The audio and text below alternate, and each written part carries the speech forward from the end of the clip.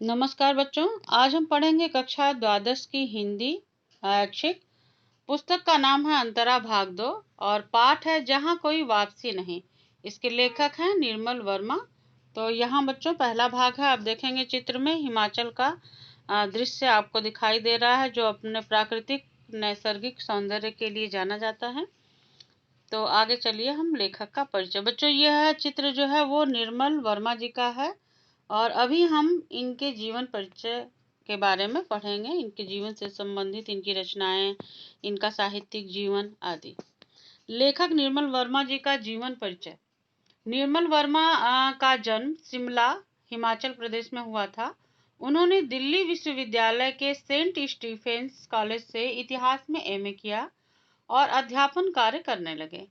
Czechoslovakia के प्राच्य विद्या संस्थान प्राग के निमंत्रण पर सन 1959 में वहां गए और चेक उपन्यासों तथा कहानियों का अनुवाद किया। निर्मल वर्मा को हिंदी के समान ही अंग्रेजी पर भी अधिकार प्राप्त था। उन्होंने टाइम्स ऑफ इंडिया तथा हिंदुस्तान टाइम्स के लिए यूरोप के सांस्कृतिक एवं राजनीतिक समस्याओं पर अनेक लेख और रिपोर्टाज लिखे हैं, जो उनके निबंध संग्रह में संकलित हैं। सन 1970 में वह भारत लौट आए और स्वतंत्र लेखन करने लगे।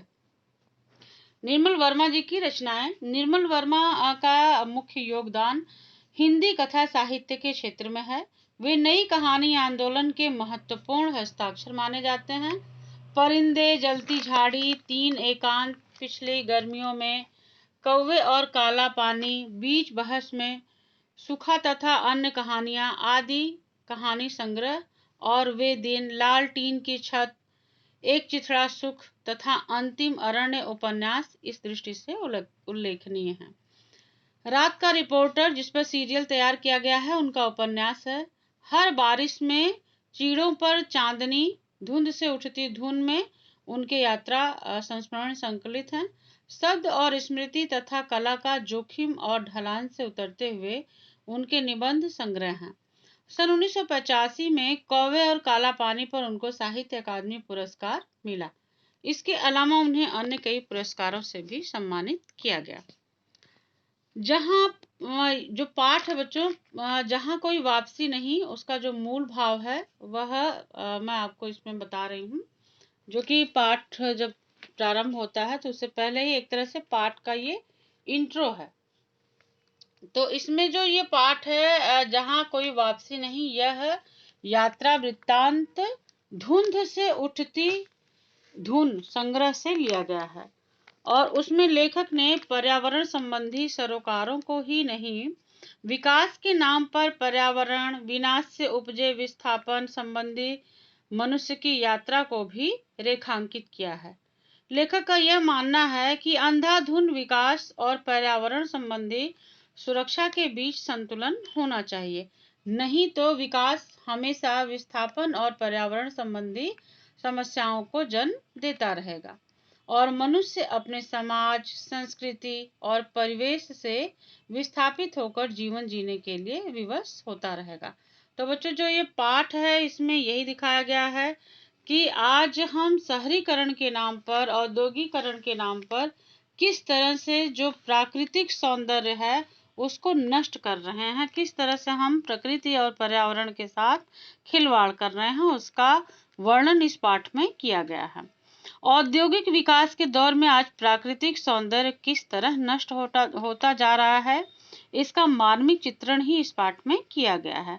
यह पाठ विस्थापितों की अनेक समस्याओं का हृदय स्पर्शी चित्र प्रस्तुत करता है।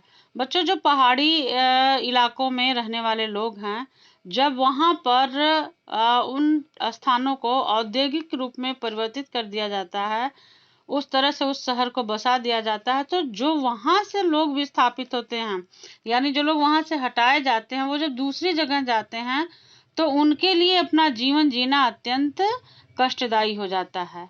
इस सत्य को भी यह पाठ उद्घाटित करता है कि आधुनिक औद्योगिकरण की आंधी में सिर्फ मनुष्य ही नहीं उखड़ता, बल्कि उसका परिवेश, उसकी संस्कृति और आवास स्थल भी हमेशा के लिए नष्ट हो जाते हैं। तो जाहिर सी बात है बच्चों, अगर जो व्यक्ति वहाँ का है, जहाँ उसका जन्म हुआ, जो उसकी मातृभूमि है, या यदि वहाँ से उसको हट करके कहीं और जगह पे जा कर के बसना पड़े, तो वहाँ जा कर के बसने में उसको बहुत ही दिक्कत का सामना करना पड़ेगा। तो इस तरह से बच्चों इस पाठ में जो है यह मूल भाव है। आप लेखक का जीवन परिचय तथा पाठ का जो मूल भाव है उसको लिखेंगे तथा पाठ को पढ़ेंगे, पाठ की जो कहानी है। धन्यवाद।